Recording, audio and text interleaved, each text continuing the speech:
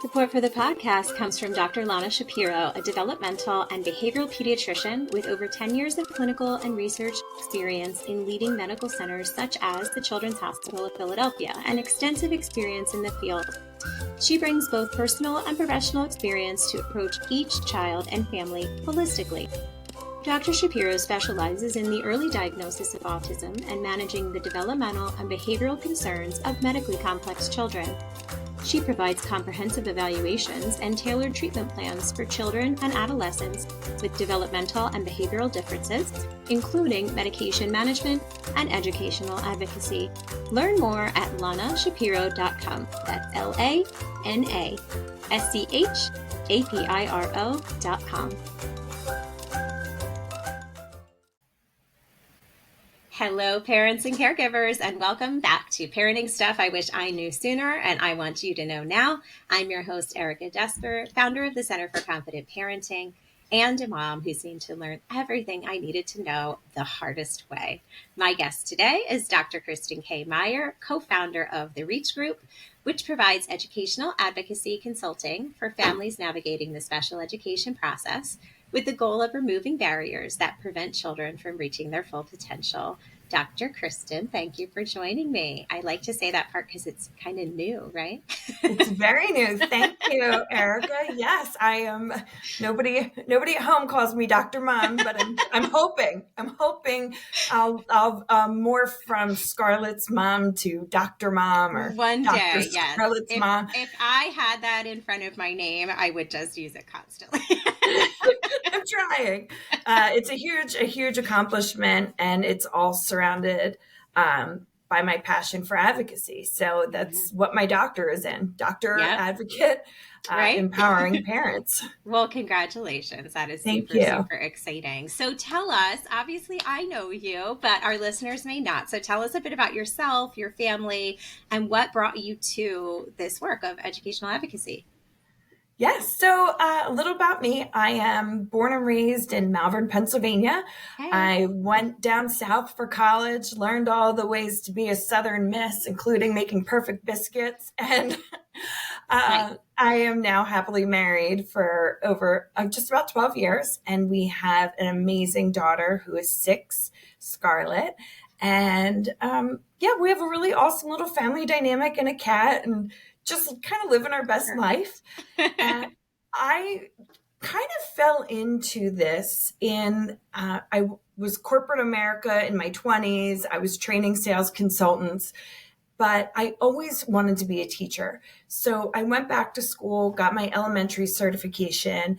And before I could do my student teaching, I had to work with neurodivergent children in any kind of setting. I did not want to work with children with disabilities. I had no interest. I wasn't familiar. I was more nervous and anxious about the whole idea. So I volunteered at a therapeutic horse farm, selfishly, because I love horses. And I figured this is going to be great. I'll get some time with horses. What part of this could I love? Yeah, exactly. And my first day, it was one of those really hot August days. And I was angry because I wasn't down the shore. And this little boy with CP was holding his plastic horse, and he was crying, and he didn't want to be there. And I didn't want to be there. And then I put him on the horse, and he smelled like pancakes, and he stopped crying, and my life changed. I thought, wow, his moment. This is his moment of pure joy. And it came to me through that moment. And I never looked back. I went back, got my special ed certification. I was only in a typical classroom for my student teaching. And then I finished my special ed certification, became a homebound instructor. And I worked with a young lady for 1.5 years. And then I ended up at the Vanguard School in Chester County as a teacher. And then I went into the public school system, and I taught emotional support high school. And then after 11 years in the high school setting, I kind of started to burn out. I loved my kiddos. They were the most blessed, amazing kids I could have ever worked with. Emotional disturbance, addiction, suicidal ideation, really the hard-hitting stuff that parents are dealing with right now was my typical. And so after having our daughter, I had to step away because I was giving more to them than I was to her. And then I became a principal for an approved private school. I ended up back at Vanguard. And their specific mission, autism, emotional disturbance, really spoke to me. And it carried with me. And I spent my time there while I began my doctoral studies. And throughout my entire career, I was always advocating for my friends. My friends would call me and say, Kristin, my child is going through this. What do you suggest? Or how can you help? And even when I was teaching, I was always off the clock calling parents saying, this is what's happening. This is what I'm seeing. This is what you need to be requesting, because I can't say that in a meeting. And when I became a principal, I saw that even more. So I would call my parents, and I got in a little hot water here and there, a lot of hot water here and there, and say, like, I'm going to tell you no. Here's why I'm telling you no. But if you say it this way, I'm going to say no, but my boss will say yes, because they have to. And it was little things like that that really drove me to say, okay, I can't help kids in the capacity that I want to because of my own family that I need to be there for, but I can help their parents. So I left the Vanguard School, finished my doctoral studies. I went to the ARC of Chester County. I recommend the ARC to every single family out there. They are the best resource to help navigate you and get you through if you can't find the services. That's a great starting point. So I worked at the ARC of Chester County for a year and a half, and I loved it. I loved everything. I loved the people. I loved the families. And so it was through that and my dissertation that I branched off on my own. And I met my partner, Dana Emery, and we started the Reach Group. She was doing her own thing. I was doing my own thing. But together we realized we were better as a couple than as individuals trying to help families. So that's how I ended up in this role. And I love it. I absolutely love imparting my knowledge on to families and empowering them because it's so important. I mean, I taught graduate level IEP writing. So to say I know the ins and outs of an IEP would be an understatement. And I want parents to know it at their level. So that's how we came to be the Reach, help parents reach their potential. Yeah. And your dissertation, you said, was on the topic yes, of empowering. It's educating and empowering parents. And the gap in research shows that, and this is why it's our topic today, communication is the biggest pitfall for districts and parents. And I'm excited to share more about that. But the research shows that the communication piece is pretty much the starting point for every issue that parents begin to face. And I'm excited to dig into that. I just want to go back to two things you said. I think maybe what's unique about what you bring to the table is that you have been on both sides. So you were on the school side, the admin side for a really long time.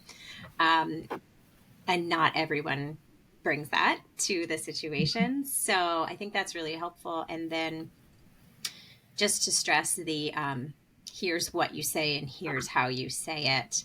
In my experience, that's the biggest benefit you get from working with an advocate. You will not, and again, all in my experience, that's the caveat to this, you won't get anything for your child that you haven't specifically asked for and asked in the way you needed to ask for it. However, how in the world would you know what's available to you and what lingo to use unless someone tells you? So parents are automatically at a disadvantage unless they happen to be so informed on this topic. And then you're emotional on top of that.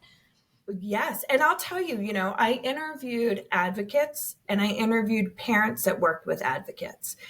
And the parent background, their socioeconomic age and everything varied from 20 to mid 50s.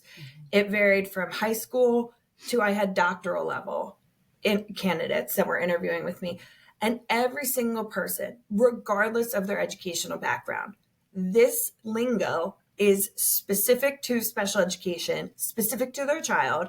And you hit it, the emotional piece. So when you're a parent and you feel that you failed because your child has a disability and you feel that is your doing, we created them, obviously we had some doing, it's hard to separate out and really clearly understand. So I had a parent that I interviewed. She has had a master's degree in special education, and she said, I went to the table and they treated me like I had zero experience. And she goes, I knew what to say, but I still didn't say it the way it needed to be said. Right. And that's what we love doing, is sharing, okay, this is what, take the parent out and let's start from scratch and the facts. Yeah, exactly. So what types of scenarios are parents typically coming to the Reach group with, and how are you helping them? You know what? It's interesting. I've reflected a lot on this thought as to what brings you to an advocate. And in my research and in our business, it boils down to mom gut.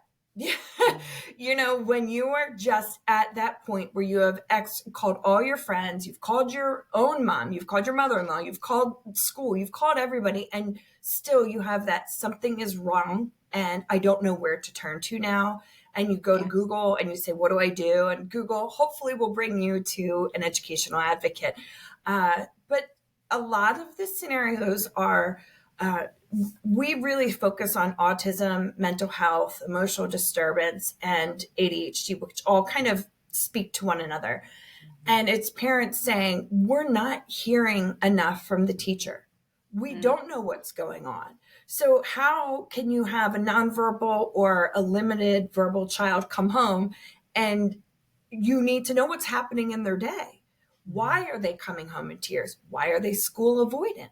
What is happening in their day that when they come to you as mom or dad or grandparent or caregiver, and they can't even express it? So our typical cases are, we have an IEP coming up. I am angry, frustrated, insert the verb to describe how a parent is feeling. And we have to peel back that onion and get down to the core root of it. And it has been starting with that communication piece. So there isn't one specific, it is just going back to mom gut. And, you know, we have clients say to us, our service provider, our SLP, our OT, our PT said, go find an advocate. What you're saying is not supposed to be happening at school. You need help. So it really varies. You know, they'll see their child struggle, but it's typically when you're coming to us, your cup is overflowing with that stress and anxiety. Yeah. And having reached that point and gotten an advocate, I would strongly encourage parents to consider doing that in reverse.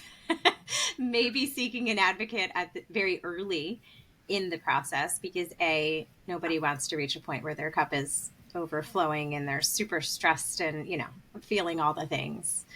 And also you could just have such a smoother, more concise process. Like if I could go back, and this is not the first time I've said this on here, if I knew what an advocate was and I knew that one was available to us, and if I trusted my gut that something was going on, you know, maybe our journey would have been a year instead of, you know, the however many it's been now, too many to count. And that's where parents do question and hesitate in reaching out to an advocate. It's like, well, do I need it now? And I know you've had other advocates on.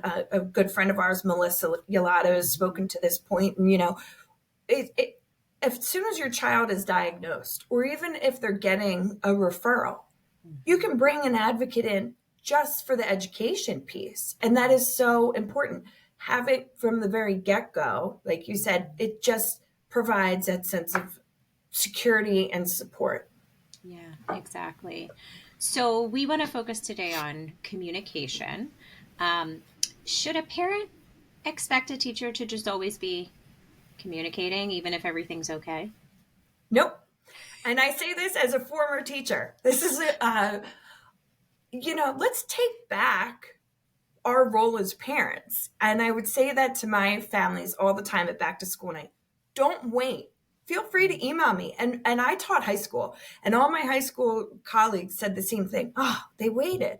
Like, if you are concerned, if you have any concern, just reach out. And, I always say to my families, it's the beginning of the school year. Introduce yourself. Don't wait for that teacher to say, oh, hi, my daughter is Scarlett. So I'll reference her this whole time. Like, hey, Scarlett is doing X, Y, and Z. No, I reach out and say, dear Dr. Meyer, this is my daughter, Scarlett. This is her strengths. These are her weaknesses. This is a trigger. I know you're familiar. She probably has an IEP. If you're not, I don't want parents to ever wait. And the other piece of that is when you reach out, it ensures that teacher has the proper communication email. Mm-hmm. And I myself have had teachers that worked with me that said, oh, well, I emailed them. Well, did you really? Because teachers at times, and my staff did this, and in my early years, I did this. It was like, well, I emailed them. And then the onus is on the parent. Right. Right. It's exactly that, checking a box. So I always want parents to reach out and be proactive. Establish the line of communication. Start it out on the positive note. Don't wait for October for you to say, well, parent-teacher conferences are coming up. I'll talk to them at that point. Absolutely not. You can talk to your teachers at any time. Just give them about 48 hours to respond. Right. That's a big thing. Teachers are working their heinies off to get to every child. And in public school, they have a minimum of 25 kids. In that 25 kids, probably 50% have an IEP. Right. So you have to give them to the IEP.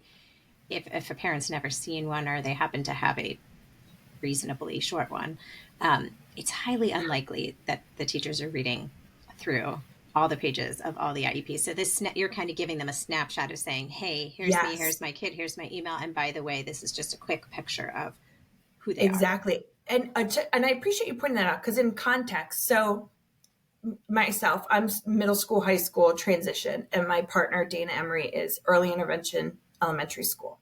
So from the perspective of middle school, high school, you have, as a special education teacher, you have a caseload. I typically had about 21 children on my caseload. I taught or saw throughout the day up to 60 children. That's not the 20 on my caseload. That's 60 other individuals that might have an IEP. So that means I'm referring to that case manager. So at the beginning of the school year, it was my responsibility to email every teacher that child saw. So for every single IEP I had, and we were in a block setting, so we had 6 additional teachers to communicate that IEP to. That individual science or math teacher had 13 other special ed teachers doing the same exact thing. So a regular ed teacher would be receiving close to 100 IEPs to review and prep for a science or a math lesson. So as the parent, being proactive and just shooting that email, boom, boom, boom, that teacher's like, oh, thank God. Right. Thank you for saying that. I'm not going to review what the other IEP teacher said, but now I have a quick snapshot in time. Right, exactly. Okay, so we aren't waiting until there's a concern well into the year. We are, from the teacher to us, we are saying, hello, here I am. Let's keep this open. Yes. So far, you've talked about kids who are already identified and they already have some sort of protocol in place. But let's go back a little bit. Let's say nothing. There's no diagnoses. There's no evaluations. There's no IEP. A parent's gut is just pinging that something is off. In that very early stage of parental concerns, like, walk us through what do we do? Right. We start with the teacher, and what does communicating with the teacher look like? Keep it as simple as possible. So if I have concerns about our daughter, Scarlett, she's coming home, she's more withdrawn. First signs parents will notice is a child withdrawing from typical favorite behaviors. They will notice more sleeping in, school avoidance, crying, tummy aches, headaches, mystery illnesses. Start at the beginning. Keep a little log in your phone. Keep a log next to your bed. I'm old school. I've got paper everywhere. But start keeping those logs and then email the teacher. Typically, I say 3 weeks for a parent for your own log of data collection and say, over the course of 3 weeks, I have seen X, Y, and Z. Scarlett is reporting this at school. She's not happy about this. She's tummy aches. And you ask the teacher, are you seeing any of these behaviors? Can you, for the next week, track their behaviors? You can ask a teacher to do and help. Now, I've had great results in that. But if you are not hearing anything back and you've reached out to the parent or the teacher and you say, this is my concern, and a week has gone by and there's no email response, I always send the same email with a follow-up and change that subject line, but keep all the information, keep all of your dates. Emails are crucial for tracking data collection. And teachers are taught to call home. No calling home. Do not accept the phone call. Ask for an email response. You need a digital record, correct. And if that teacher gets you on the phone, this is not, aha, teacher, I'm trying to catch you. But the teacher gets you on the phone, make sure you say, listen, I need a moment. I want to take my notes. And then you follow up with an email to that teacher clarifying what you heard and took away. Or let's say they grab you at drop off or pick up, like, hey, Johnny. That is my biggest no-no. Anytime a teacher says, I would like to talk to you, you say, I don't have time. Please call me or email me. I am not prepared for this. You somehow, you do the email follow-up. You need to get out of the situation. Yeah. This is not an appropriate time. Use those words. This is not an appropriate time. I'm in pickup. How many of us are at pickup thinking about what you're making for dinner? Right. Or what sport you have to get to, or every other thing other than that teacher coming out. And this is my biggest pet peeve, especially for my nonverbal kiddos, when the teacher comes out and says, I need to talk to you. That face is not cool. You say, no, thank you. You keep your face and your movement to yourself. Send me an email, give me a call, because IEPs are living documents. Call an IEP meeting, teacher. Let's have a discussion. But so if your teacher's not responding and you've sent the second follow-up, that third one, you've got the principal copied on it and you are requesting a parent-teacher conference. You're going up. You're starting. Yep. You email the first time. You're going up the chain. You email the second time. You email the principal. And always copy a guidance counselor. A guidance counselor might check that email and follow up a little bit quicker or follow up in person with the teacher, but always loop in a guidance counselor. But by the second time, if there's no response, you get that principal and you call a parent-teacher conference. Regardless of an IEP or not, you have the right to say, I have concerns. And regardless whether they're seeing the same concerns. If the teacher's like, oh, they're totally fine, that's great. Thank you for your information. You have a week's worth of the data I asked you to collect. I have concerns. I want a meeting. Because every school from the elementary level up has a multidisciplinary team where they will discuss students and concerns. And you need to constantly be that squeaky wheel and say, and parents are like, I don't want to be the squeaky wheel. No, go ahead. Go right ahead. Squeak away. If you don't bring the attention to your child, because your child is that typical child falling between the cracks. Yeah, exactly. So to go back, you said keep it clear, keep it concise to the point. So we're not writing a novel, even though we probably have all that information and all those concerns. I appreciate you saying that. The novel.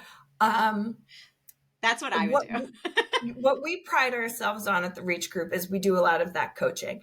So when a parent calls us, they are upset, angry, sad, mad, not very happy, anything other than happy. Yes. And I tell my parents, write everything out that you're feeling. Write it out. Get it out of your system. Email it to me or throw it out. But that is not going to your teacher or principal. Because as a former teacher, getting that emotional email puts the teacher on defense, period. I don't care how you word it. And don't bother with the sandwich. Hey, Miss Dr. Meyer, you're a great teacher, but no. It's simple. Dr. Meyer, I am concerned that I am seeing X, Y, and Z before, after school. Could you please explain? Take all that, have your husband, your partner, your neighbor, your bestie read, get the emotion out. But emotion sets you up for the district to say, oh, they're mad. Well, And yeah, that you're takes mad. the You're focus. a mom. Right. And it But loses the focus. taking the focus off your child onto you. Completely. And trust me, I've had principals call me and say, I can't help this parent because they are so mean to my teachers. And I deal again with the middle school, high school population more. So parents have had a history of struggle because every year it's that IEP meeting. Every year you feel it. You see the storm cloud coming. Even if it's a great year, it has that emotional piece to it. So you have to take it out. You really and I have think that's to. just another benefit of bringing someone onto the team. Like you said, of course you're going to be emotional, and there's just you just want to shake them and be like, don't you get it? But Right. yeah, it doesn't serve anyone particularly well, and it does make it a little adversarial. And it's funny because a lot of parents will say, well, doesn't bring in an advocate to my team make this feel adversarial? But I think it's in fact the opposite. An advocate can keep it all sort of level, professional, concise, whereas a parent might spew. I mean, my situation's been going on for years. I have tons of pent up stuff that I want to be like, and this, and this, and that. And it Right. really doesn't matter at this moment for what we're discussing. It matters to me. It doesn't really matter in terms of furthering the plan for my son. Yes. And I will say, you touched on something. Advocates are unfortunately seen as adversarial to the district. And that is something that is slowly changing as more people are kind of joining the game of advocacy. And I say game because it is an unregulated industry. There are some certifications, but they're not recognized by professionals at the district level. So yes, people have the right to have that concern, but that's why interviewing your advocate is so important, learning about their credentials, what their experience, relationship sharing is with districts. We coach our parents, yes, there might be an issue. And yes, you are bringing an advocate. But when our clients come to the table with an advocate, the district is fully aware beforehand that what the concerns are and why, and the clarification piece of it. And we come offering collaboration, not we've got the answers, but rather let's figure out as a team how we can answer parent questions and offer services. Yes, absolutely. So let's say we've done that initial outreach and maybe everyone agrees that there's a concern that needs to be addressed, resolved, explored, whatever. What then would the regular communications with the teacher look like until we do reach some resolution? So you mentioned a lot of us as parents are afraid to be whatever, annoying, the squeaky wheel. I know that was how I felt at first. I'm totally over it now. Like how often is too often? What would you suggest in terms of like, hey, I'm just recircling back on this issue? Right. So for our newly identified concerns, typically if a child and the team agrees that there is something to be a deeper dive into, and it's agreed that an evaluation should take place, and that's typically the next step. So you have enough data points, and districts love data. So have your data. That's why I go back to make sure you're journaling and writing down what you're seeing in patterns. Ask the teachers to look for those similarities. Typically after that meeting, the district will say, we're going to evaluate. So a permission to evaluate will be mailed home in about 10 days. Then you get a lot of paperwork. Anytime you get that paperwork in the mail, feel free to email your teacher and say, who can I talk to? Who should I talk to? Because at that point, the regular teacher is not going to be your main point of contact because they can't always answer the question. So you're going to go to pupil services or the special education department. And that's where you want to establish that good friendship with the supervisor of special ed or the elementary. They're called the LEA, and they're the legal representative in the pupil services department, special education department. And you just want to say like, okay, I got this. What does this mean? The nice thing I will say, Chester County Intermediate Unit, and this is specific to Pennsylvania, but typically most intermediate units have a parent mentor. And and that's a free service in every district, is that parent mentor you can reach out to them and ask for the help. It's free. You can go back to trying to find any free services if you need before you think about even involving an advocate, which, Sure. I want you to involve an advocate, but I want everybody to exercise free resources as much as possible. So Sure. reach out to pupil services, special education. That is a trickle communication. But if you're worried about mental health piece of it, then you can be emailing that teacher every week and saying, again, proactive. I had parents that would email me first thing at 6 a.m. because school started at 7:15 and say, Joey's having a bad day, period. Cool. Thanks for that heads up. There's nothing wrong with giving a heads up. Right. And you can subject line it. Heads up. Susie's having a bad day. We're running late. This happened last night. Yeah. Feed us the information so we can support your child. We are all addicted to our cell phone. What is a quick text or a quick email to a teacher to say, this is what is happening. This was their night. This is a behavior to expect. I loved when parents said, Joey missed his medication.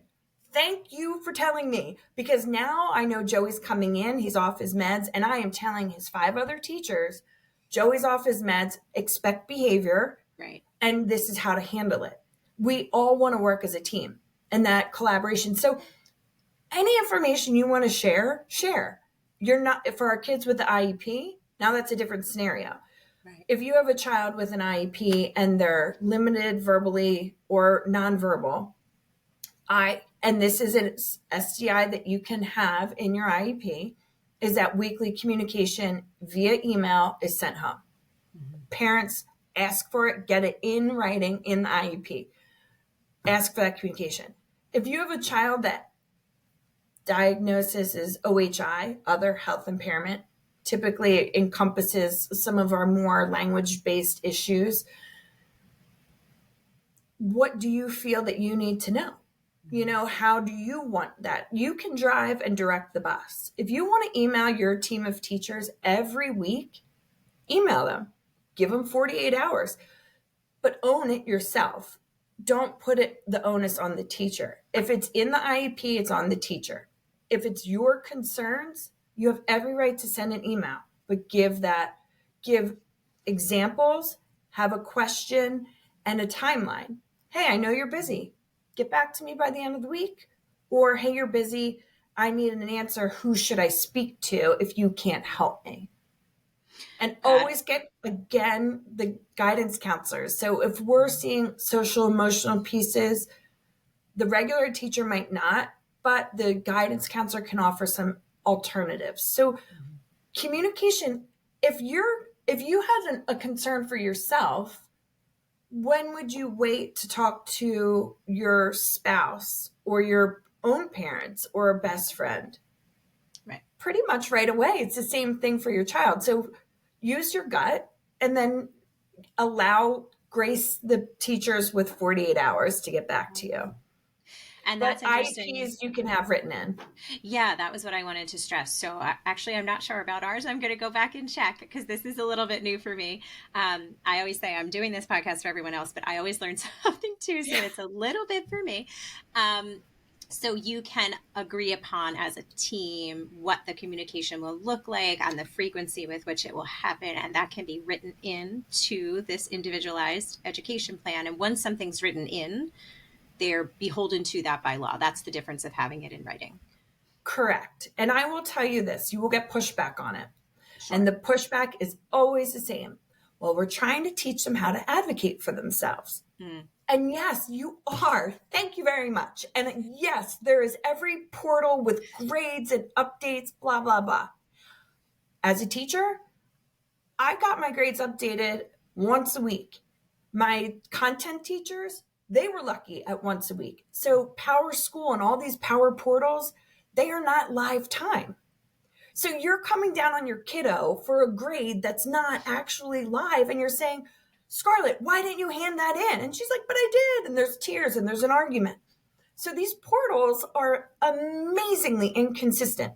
So you can say that at a meeting. Yes, my child can access Power School, Power Portal, gradebook, whatever. But is that updated in real time? Right. No. So if I have a question, I would like an answer. And my child who lacks skills in executive functioning or is nonverbal cannot advocate for themselves. Therefore, I would like this built into the IEP, because and this is a horrible way to describe it, but what I taught all my teachers is the bus syndrome. If you go out onto Route 3, and my colleagues and I would, because I was in Delaware County, you go out onto Route 3 and the 2:00 bus comes by and I'm not coming back tomorrow. Well, the next teacher needs to be able to step into my empty shoes and make that IEP consistent. Right, exactly. Shout out to Delco. That's where I am right now. Yep. my heart's in Delco. So since our topic is communication, so far we've talked about written, emails and things like that. Another way I understand that parents can communicate is to call an IEP meeting over these concerns or over the lack of communication or whatever. So can you touch on that a little bit? How often do those meetings have to be held? But then also what's a parent's right if they want one in between? So the annual IEP date is annual and it's mandatory, and that has to be held within a week of that annual date.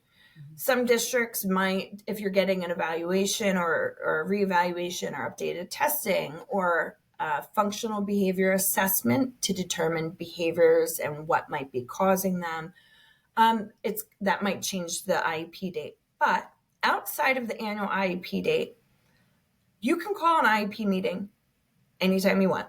Anytime you want.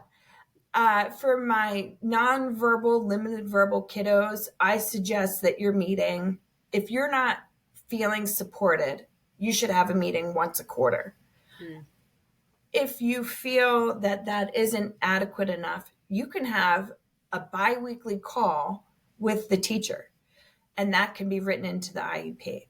But that document needs to be, like I said, it's living, and you can have these meetings as often as you want. But let's not, don't abuse the system, obviously. If you have concerns and you're not being heard via email, ask for that team to get together. And you, as the parent, you drive that bus. You say, here is my availability. I am available. Give 5 dates, 5 times, and make your schedule accessible, because then the district says, oh, okay, they're working with us. They're not waiting for dates. And that's the other thing, because there's so many people at these meetings that in and of itself is overwhelming. You can say, I just want if it's elementary, I want the classroom teacher, the principal, and the guidance counselor. If you're middle school, high school, start with the principal, homeroom teacher, and the class of major concern, or just the principal, homeroom teacher, guidance counselor. Homeroom teachers, I was one of them. You see a lot. You see a lot of things go down. So that is a great point person for that upper grade level to hit in with. But, you have it annually, but never be afraid. And if you're not getting results by saying, I just want a team meeting, you then really say, I am requesting an IEP meeting, because then a clock goes into effect and they have 10 days to respond. And there's all these different wonderful clocks and timelines that impact an IEP. So you can always ask. And starting the clock is tied to having the request in writing, and to stress that email counts as in writing. We're not talking about snail mail anymore. Yes, thank you. Yes, email is your timestamp. Awesome. And to go back to another thing you said, we use a lot of lingo, and I say we as if I'm an advocate, but I'm not. In this special education world, even the parents, we start to use a lot of lingo that maybe people can't define. So when you say it's a living document, what exactly do you mean by that? So an IEP is a legally bounded document by the district for that child. And it identifies that child does in fact have a disability underneath the 13 categories as recognized by across the country. And when it's living, it means that there are goals that are consistently worked towards to help the need as outlined in the evaluation for that child. So if a child has a math goal because they have a math need, that goal is being monitored weekly, bi-weekly, once a month, depending on baselines, depending on all the fun things that go into writing goals. And that changes, and it changes very small, and you'll get those changes via progress reports. So when these are happening, it's in constantly growing, evolving. Goals will be changing, goals will be amended. That's what makes it living. Mm-hmm. It's also that your specially designed instruction, SDIs, and accommodations are active every single day. So when a child is allotted small group instruction in math, well, when Scarlett goes to math tomorrow, she gets that small group instruction. That's what the living piece is, that the SDIs, against specially designed instruction, and accommodations are implemented on a daily occurring basis. And so that document year round, it's not like, well, we didn't feel like doing this today. Well, no, that's part of her supports. That's what she needs. Mm-hmm. So it's a regular occurring thing. Okay. And that would be another piece I would stress too. If a child isn't getting something that they're entitled to through the IEP, that is also something that parents want to document with dates and data, because they are still entitled to it. So let's say they can't find a provider or whatever. Yes. That's a big thing in also reviewing with your child, depending on where their abilities lie and what their IEP is for. Coaching them and telling them what they are allowed to and what supports are available should start right away. Mm-hmm. So one of my kiddos this is my best friend's son, I've worked with their family he's now 17. So since kindergarten. Wow. And she texted me the other day and she's like, oh my gosh, you wouldn't believe it. But her son went to his teacher and said, he's on the spectrum. He goes, I have this accommodation.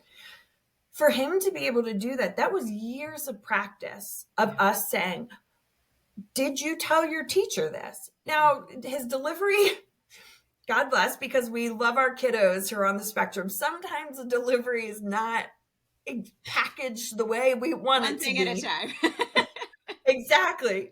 But the fact that he very clearly said, my IEP, the teacher was like, I wasn't okay. Thanks so much. And he was so excited. He texted his mom to say that, so that's awesome. Don't hesitate to loop your kids in. And it was something also when I was a principal, parents were hesitant. Well, I don't want them. No, let them know. Yeah. They know they're different, but let's celebrate their differences and empower them to be their own voice. And that's how having them at IEP meetings and modeling for them, your accommodation is this. Let's make sure we ask for it. Mm-hmm. Got it. Love it. All right. That was all super, super helpful. It really is aligned with the whole theme of the podcast. I wish I knew all of that way back in, I don't know, preschool or kindergarten versus now as we head into high school. But I can only hope that someone who needs to hear it does, and their journey goes better, smoother, faster. So let's shift gears at this point. Take your professional hat off, put only your mom hat on. What are you loving about parenting your daughter right now? I say this to everybody. I am not strong with younger kids. There's a reason I taught high school. So she's 6 now. She's in 1st grade. And it's just seeing her personality and playing babies and playing Barbies, her voice, in her independence and who I joke, I grew up in a very strict household, and my mom was a very strong, bold, beautiful human being. And I birthed my daughter. I birthed my mom through, they're the same people. They're both blondes with blue eyes, and I am stuck in the middle. So God ensured that when my mom is no longer on this planet, I have a mini version of her. That's so great. It's cool. It's neat to see just through their eyes what the world is like. and I see how she mimics me, and it's in this age, it's making me also reflect on my choices Oh and yeah, who, they will do that. yeah. And it's things that it's like, ooh, Hmm. I don't want her to pick that habit. I don't want her doing that. And that she's learning it for me. So let me rethink this. Let me rethink my life. So she makes me question some of my choices and That's actions. amazing. And that's a lot of, to your credit, that's a lot of self-awareness to be able to see it and spot it and get curious about it It and make took a me a long time to change. get to that point. It took me a long Yeah. time. That's a lot. I always say they're always teaching us something. It might not be the thing we wanted to learn, but it's important. Well, she sounds adorable, and your mom must be thrilled to that. She'll always be here to give you a hard time. Oh, she knows. The two of them. I'm either Sharon's daughter or Scarlett's mom. There you go. You have no I identity. don't have a name in between. Of your own. No accomplishments of yours. All right. What is the most, you kind of already went this way, but what's the most challenging aspect of parenting for you currently? I can hear that her being so young, that's not like your jam, right? It's not my strength. Letting her be independent, not trying to control every step. Again, like going back to how I was raised, it was very specific in presentation and mannerisms and demeanor. And I joke around for all of our Gilmore Girl fans. I'm like as much Lorelai as humanly possible outside of like I had Scarlett after I got married, but my parents are those parents. So it was very particular. So for me, allowing Scarlett her own voice has been a huge growing area for me. And literally, like I'll go over to my mom's with Scarlett and my mom will say, her hair's not brushed. Her coat's not on. She's going to die. And she's not going to die. And her hair isn't brushed. You're correct. And that's her choice. And I am a little embarrassed, yes, but it's her choice. She wants to, your battles. I'm not trying to, I got to the point in my life where perfectionism was the only way I could leave the house. And years of therapy where I was finally able to cry in public and be myself and know that perfectionism is not something tangible. So allowing her to live independent is my biggest struggle. Wow. That's really, really powerful. Thank you for being willing to share that struggle. I can relate to that. I've had my own years of therapy and battling. I'm a recovering perfectionist. Not recovered, recovering. It's every day. Yes. Do you have a work-life balance? And if you do, how do you make that happen for yourself? I never did until I was brave enough to start this journey of my own business because it was not something modeled at home. Growing up, my mom was an entrepreneur herself and she started her own business. She had no work-life balance. So I just got it. January 1st, New Year's resolution. I actually, this January? Yes, this January I finally got it. This All January. Right, so folks, this will post later, but it is February 5th. So this is a very, very new thing for Dr. Kristin. Yes, very new, but it's been kind of a long time coming. I love practicing yoga, so I would find time when I could. Last year we got the Big Ass Calendar, and it's by Jesse Eisler. I always mess up his last name, but you have to plan your life around it. And it caused such anxiety and stress for me, but my husband's like, we're doing it. So every day it was one challenge. So for January, I challenged myself just to walk half a mile, regardless of weather and temperature and what I was doing. It was a tag team effort, so he was involved. So that started a year ago in 23. I've managed to keep that up. This year for 24, I summarized because I love to read, but I also don't have time. So I downloaded, what's it called? I love this app. I downloaded this app for this year. It's called Headway, and it summarizes books for you. And then they had the 5 a.m. club, which is a huge thing right now. People are talking about. I am not up at 5 a.m. No, girlfriend needs her beauty sleep. I'm up by 6. and I do 20 minutes of yoga and 20 minutes of reflection journaling. I have 2 books that I've been working on for 3 years now, and I finally committed to them this year. And every morning I cut that time out. It's agreed upon with my family. They can't bug me. They can't talk to me. But I had to literally get permission and talk to them about it and get their buy-in. And that has set the tone for my morning. The other piece of it is And you had to give permission to yourself, right? First. Yeah. Oh, yeah. Yeah, absolutely. To say, I deserve this. Yeah. I mean, my blood pressure was off the charts. My weight was uncontrollable. My cravings were insane. My sleeping was bad. Your cortisol was so high. Oh, yeah. I needed to take care of myself finally. And I always go back to, when you're pregnant, that's when you love yourself the most. Not because you actually love yourself. It's because you have a person in you that you love more than yourself. So I had to say, why don't I love myself enough? And it's the truth. Why didn't I love myself enough to take care of myself for my family? I ended up in the hospital last year writing my dissertation because of stress. And the doctor said to me, "You're stressed." And I was like, "You're a man. That's why you're saying that to me." And he was like, "Okay, you have a strong personality too. You're stressed and you have a strong personality. Wow, you can stay for the weekend, but go home." And so I really need you out of here. like I was giving advice to the nurses because of my back. You were like, "Don't mansplain stress to me, dude." Yes, and I was so angry. But he was right. Even my therapist said that. She's like, "You're stressed." I was like, "You're a woman. You can't say that to me." She's like, "Okay, but you are." You can hear the right things from maybe the wrong person, but they're still the right things. Right. So finally I was like, I owe this to myself. So I did it. I'm doing it. It's now, like you said, February 5th. I notice when I don't do it, I am irritable. I am angry. And I take it out on everybody else. And it's not like I'm like this wrath of like, no, it's just like, oh, God. Like I'm short. And so that time allows me. But my biggest thing, I'm addicted to my cell phone. And so I'm no longer I don't allow myself to text my partner. I have all these great ideas after meditating. And I'm like, "Hey, guess what I want to talk about?"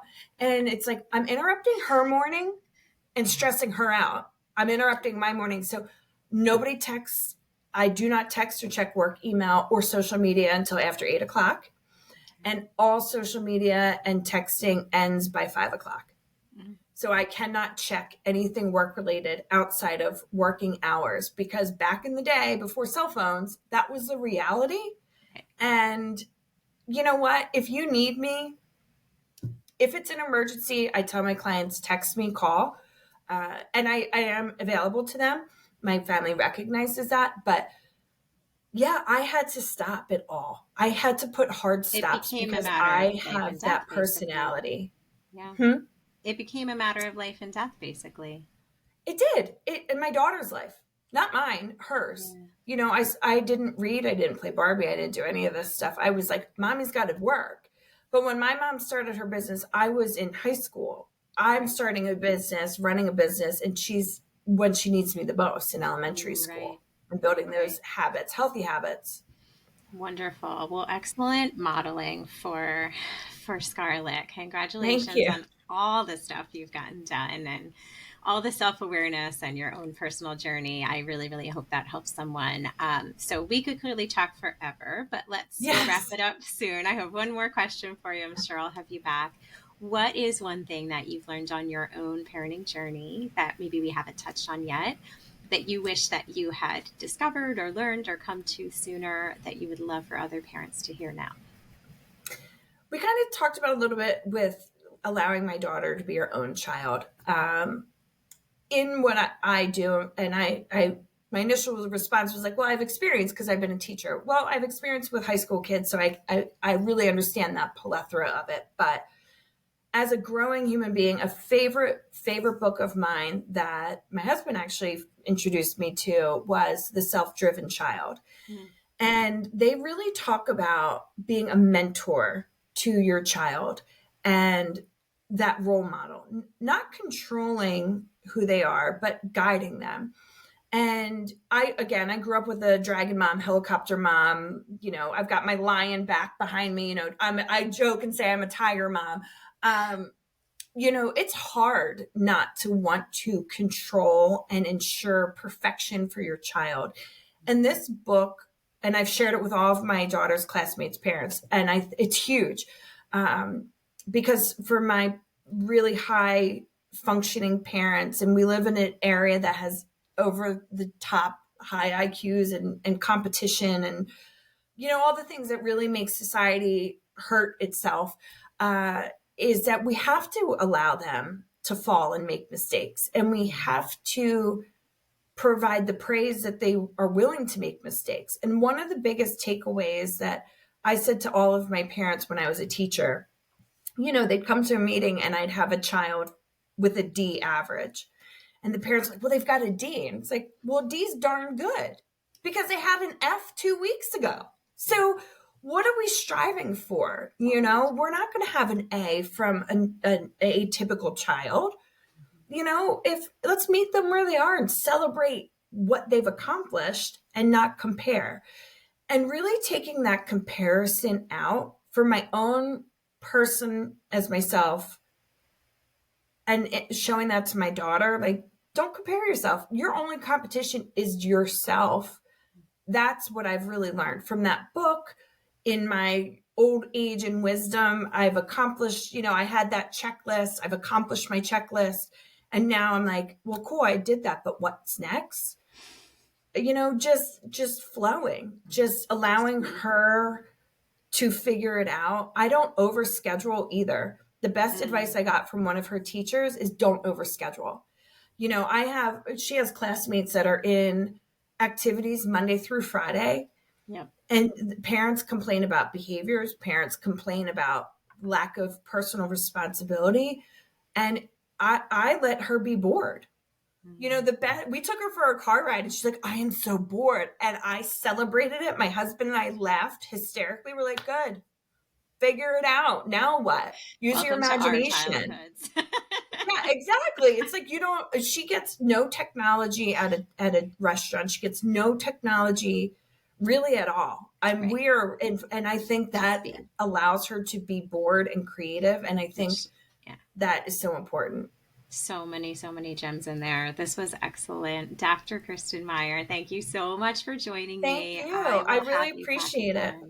Yeah. Absolutely. I would love to. I hope everybody enjoyed this. Listeners, I'll be back soon with more stuff that I and others wish that we knew sooner. In the meantime, I'll leave you with my list of stuff I learned the hardest way, which is still accept help when it's offered, ask for it when it isn't.